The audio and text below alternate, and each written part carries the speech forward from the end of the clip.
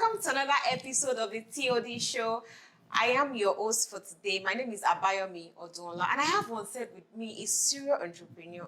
Today's edition is a different one because I have a very hardworking, calm lady. She has been so calm and it's been an awesome experience so far with her. I have one set today with me, Mrs. Enajite Soneye.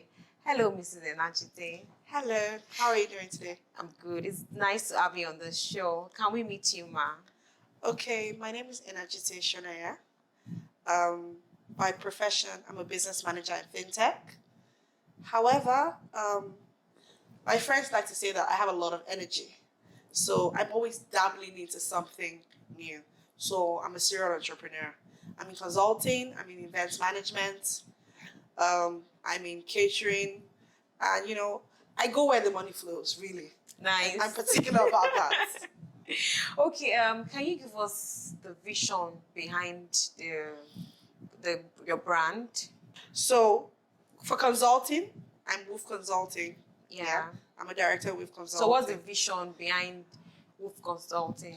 Okay, so Woof comes from the way a dog barks. Okay. And at Woof, we believe that dog is a man's best friend and a dog is loyal. Yeah. So that's what we're about. We're about making relationships, being loyal to you, and helping your business to grow. So what we do is human and business development and training. That's what we're about. Okay, so how has the journey been so far? Wow. Doing business in Nigeria is interesting. I'm going to use that word because if you don't sit on top what you do, you're likely to be taken advantage of. So considering that I have a professional life and I have a business life, I've not actually gone and started a business all by myself.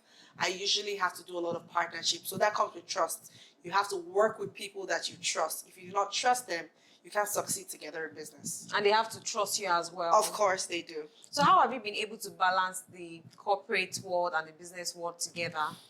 Well, like I said, my friends say I have a lot of energy. So as a person, I'm a go-getter. And I've built time management and personal effectiveness skills, which are some of the things that we teach. Because if you learn how to manage your time and be effective personally, it will teach you how to do more with less.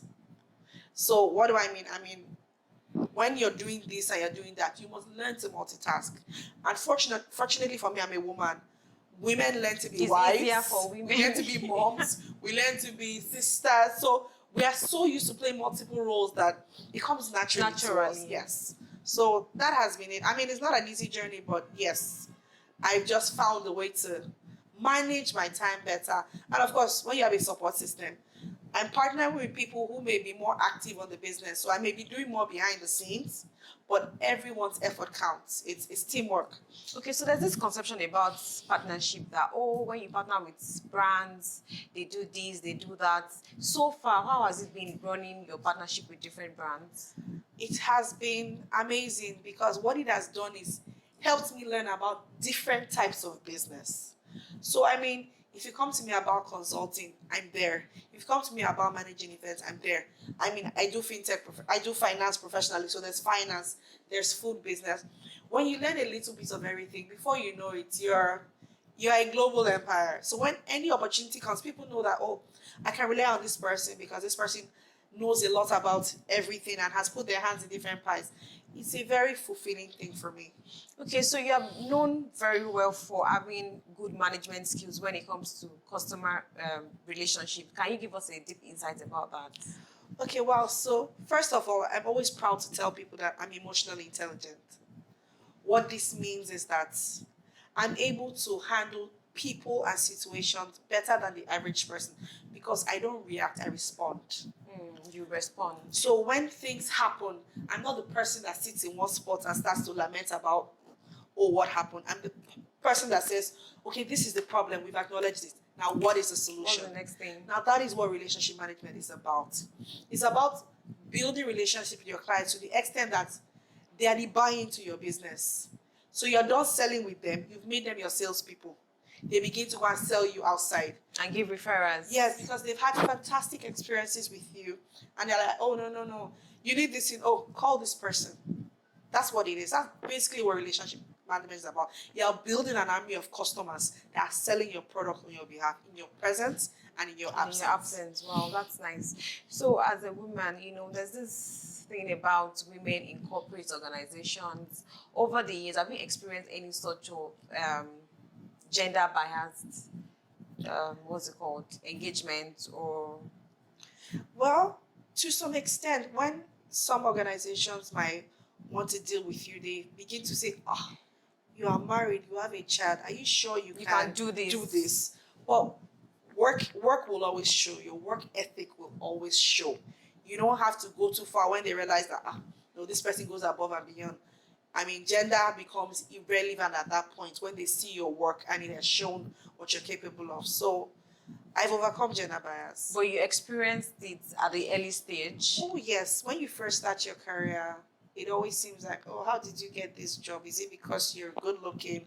You always have to first deal with that. Or somebody at the top. But when you've proven yourself, forget it. And your work speaks for you. It speaks for you. You know that. Okay, so why this career path? Why not something else? Okay, so which of the career paths? I mean, consulting, what you do, working with other organizations. Why not something else like Botany? You studied Botany in Yes, school, I did. right? I So did. why not Botany?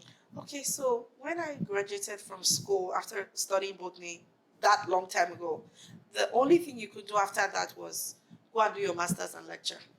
Oh, okay. Because, I mean, Nigeria was not diverse now where people have multiple options, where your degree is irrelevant. Then with your degree, the only thing you can do is either go and do a master's and lecture or enter the bank. So I entered the bank.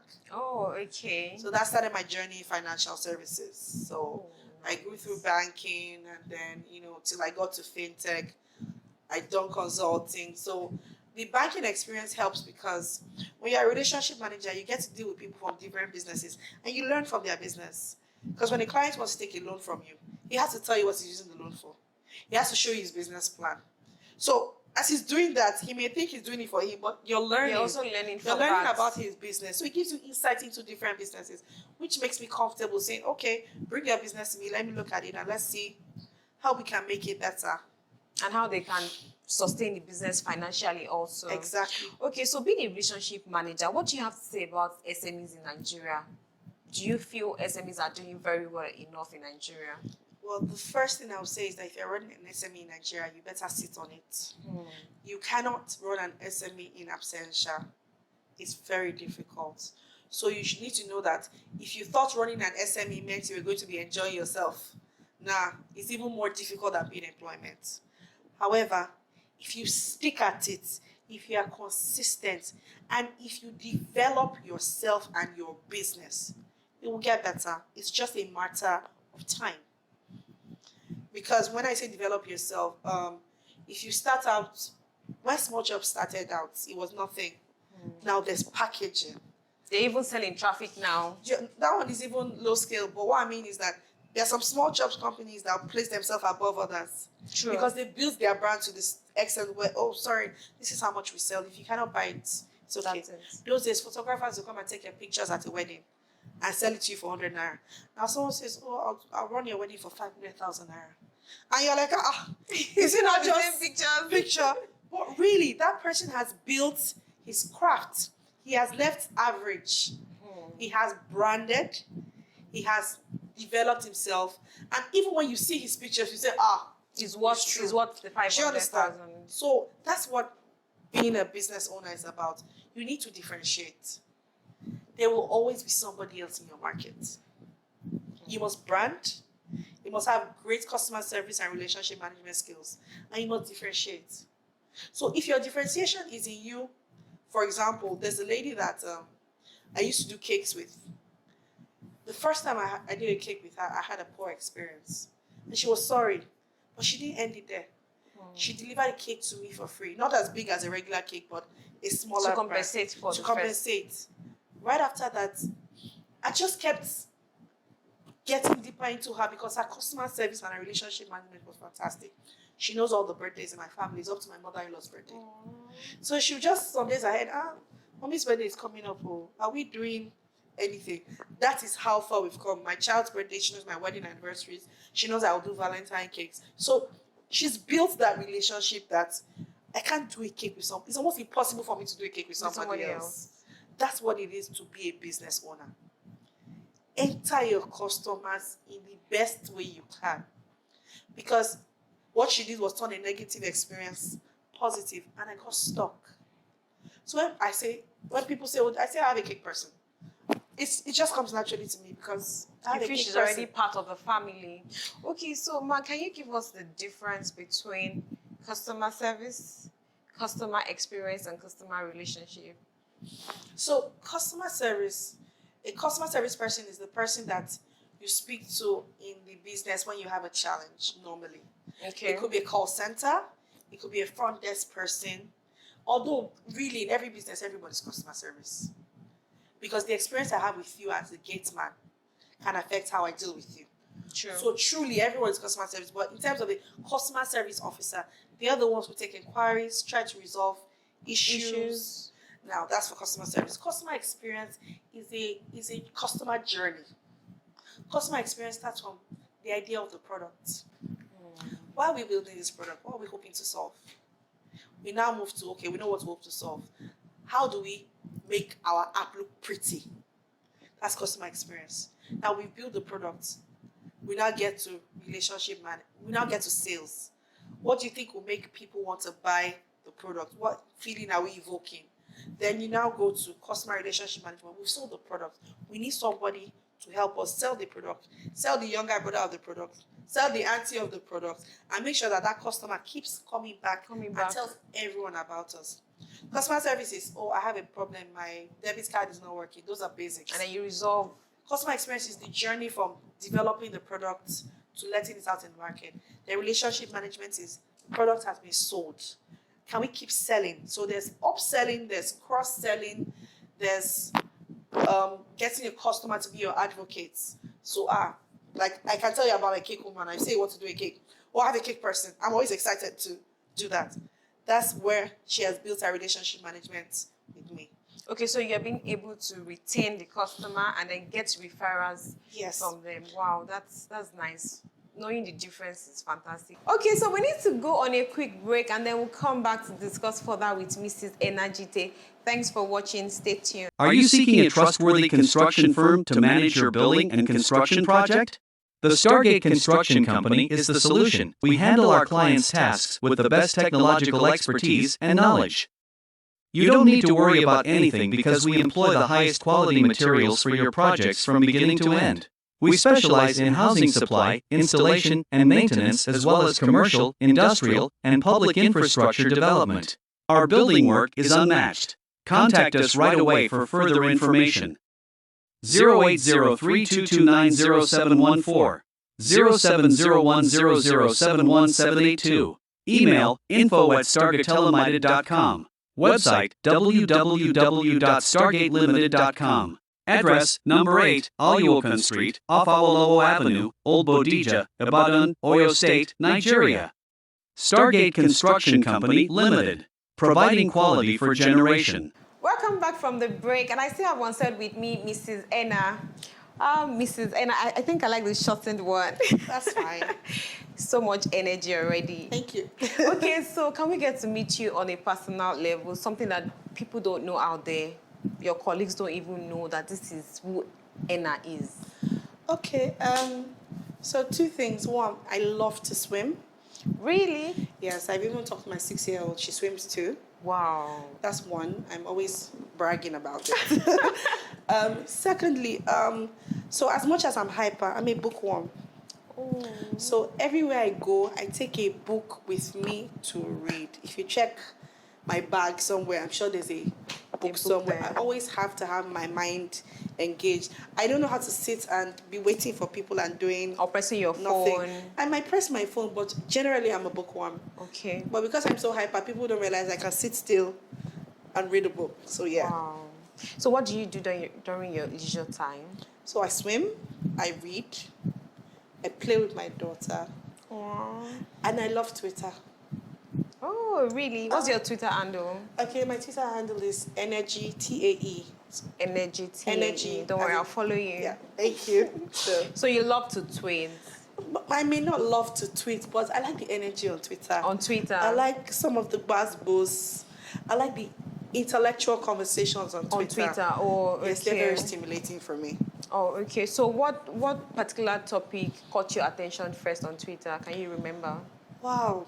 So with Twitter, like I said, I think it's more of what we call the violence because there's always somebody giving somebody on Twitter. And I love the banter, really. I think it's the Throwing banter. it back, It may not be back the and topic per se. I think it's the banter. I like when people are, their conversations are intelligent. It's stimulating. So it may not be one particular subject, but I love the banter on Twitter. Oh, okay. All right. So running a business in Nigeria, what are the challenges that you have faced so far from your partnership and other things that you do? Okay, so let me go through the three main businesses that I work with. With Woof Consulting, it has been nobody knew the brand. So we went from nobody knowing the brand to training for British High Commission. Wow. Do you understand? So until, in Nigeria, until you become somebody, no one wants to associate with you. But someone has to give you a chance first. So the problem with that one was we were not one of the big names. But when we started making inroads, we started getting more referrals. That's why I talk about when your work shows for you and you get referrals. With the food business, we started out with a restaurant. Oh, nice. And it was in a location that was not prime. It was not a prime location. So it wasn't making profits. To renew rent in the restaurant, Carimena's Kitchen, to renew rent, we kept taking out of pockets to renew rent. So we realized that we needed to scale up. So that's when we went into event catering and supply of food at home. So, I mean, you need to look at the business you're doing and determine, like I was saying when we were talking earlier, it's not about passion. Money is key. So if running a restaurant wasn't working, but we like food, how can we scale up? So we scaled up into events, and we started pushing, and jobs have started coming. Then for events management, I have the event plug, which is, we started out with doing decorations. Oh, nice. Just balloon decorations. From balloon decorations, oh, you did this decoration. I'm having this, can you do this decoration? And then because you have to be an ideas person, sometimes you just offer someone advice and they're like, it's true, I didn't think of it. Okay, so next time they're doing something, they say, can you help me with this thing? And then it blew out into a full event business. So the event plug now is a full business. We're planning our first major wedding in December. Wow. Because we've done birthdays, memorials, so our first major wedding is taking place in December. Yes, so the challenge with business is you need to look at where you are, where you need to go to, and how can you add value. So like I said, from doing balloon decorations at the event club, people say, oh, you do balloons, can you do this? Now you may not be able to do this, right? But you may know another business that can do it. So you first bring them in. While you're bringing them in, you now start learning from them. So in business, one of the challenges you face is you may not have the human resource at that when time. You start. But start with what you have, your circle, and then build on it. So when I've learned, okay, we've done balloons, can we learn how to do this? You start to learn. Because yes, you may not have the resource, but don't say because you don't have it, you'll give up. Learn. Update yourself. Because if you don't update yourself, you'll be left behind. And then, like when I talked about Carimena's Kitchen, the restaurant, we got to a stage where we knew this business is not able to run itself. You can't be running a restaurant on your personal money. If a business cannot pay its rent, then we need to rejig it. So sometimes when you are doing this entrepreneurship journey, sit down and ask yourself honest questions. Is this thing working? Or am I following my passion to death? Because if you follow your passion to death, all the people that tell you to follow your passion, they won't bring you out of debt. True. So have honest conversations with yourself. So, I mean, I'm not the CEO of any of these businesses, but I'm a think tank. So we're able to have honest conversations with ourselves and say, why don't we try this? Why don't we try that? Why don't we try this? Have new strategies. Keep evolving. You can't stay in the same place. Okay, so part of the challenges that you faced in the restaurant, you were able to evolve into another business from that. So you didn't really dwell on that challenge, right? Yeah, so I mean, there was no time to dwell on it. It was we move, Wow, this business is not working, but we still want to do food business. What other food business can we do? And that was the next big idea. So you had another business coming out of that business because of a challenge. Yes. Wow, nice. Okay, so to wrap up the show, what advice do you want to give to business people? You've been in the business world for about 14 years. Yes. So what advice do you have to give to business people generally? Number one, don't give up. Number two, separate your personal money and your business money. I like that. Don't let your business pull you down. And then have honest conversations with yourself and your employees. If this thing is not working, how can we make it better? If we can't make it better, should we shut down?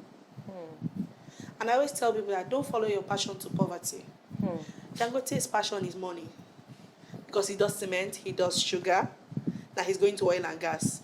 These are all different Is things. he passionate about He's cement? passionate about money. Don't follow your passion to poverty. Follow your passion, but follow it to success. So Follow your passion to success and not poverty. Okay, so you said something about separating your business money from your personal money. Can you give us more insight about that before we wrap up? So as a CEO, you should pay yourself a salary. Okay. That's the only way you know if your business is actually succeeding. Because if you just take out of your business money randomly, you can't measure, you can't follow your books and say, okay, this is our profit, this is the capital, this is what we're putting back into the business. It's very important to separate your business money from your personal money. It will help you know if your business is truly succeeding. Or like I said with the restaurants, we kept funding it with personal money. We got to a stage where we realized it wasn't succeeding because that's what we were doing. Separate the two. It's very important. Wow. Thank you so much, Mrs. Ena. It's been a wonderful session with you. I mean, I feel like we should keep on talking and, thank you so much for honoring the invitation to be on the show. Nice to have you. It was my pleasure. Thank you so much. It's a wrap today on the TOD show with Mrs. Ena, and with her 14 years experience in the business and corporate world, she's been able to tell us that you should follow your passion to success and not follow your passion to poverty. And also, as a business person, let's try to separate our personal money from the business money, which means that whatever business you do, try to pay a monthly salary to your accounts. It's a wrap today on the TOD show. Thanks for staying tuned. Join me next week. I remain your host, Abayomi Odunola.